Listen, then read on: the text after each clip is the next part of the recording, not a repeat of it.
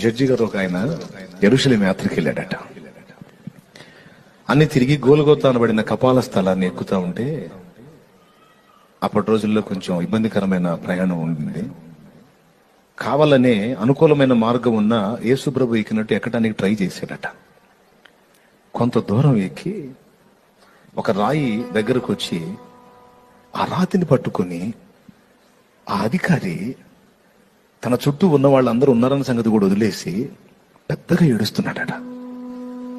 ఏడుస్తూ ఉంటే వాళ్ళ దగ్గరికి వెళ్ళాయా, అయ్యగారు ఎందుకు ఏడుస్తున్నారు? అందరూ చూస్తున్నారు సార్ మిమ్మల్ని. సార్ పరువు పోతుంది సార్, ఏడవకండి సార్. ఏంటి సార్ చిన్నపిల్లలు ఏడుస్తారేంటి సార్ అంటే, నన్ను ఆపకండి అయ్యా, 4 అడుగులు వేయటానికే నాకు చేత కాలేదు. ఒట్టి మనిషిని, ఏ బరువు లేదు నాకు.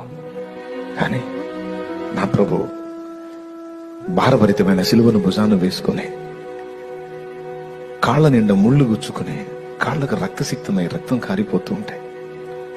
ముళ్ళు తీసుకునే అవకాశం కూడా ఇవ్వకుండా వాళ్ళు కొట్టి ముందుకు నెడుతూ ఉంటాయి.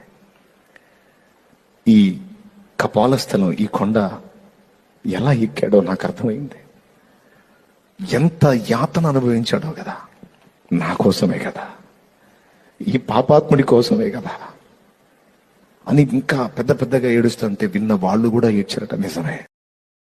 Download ShareChat.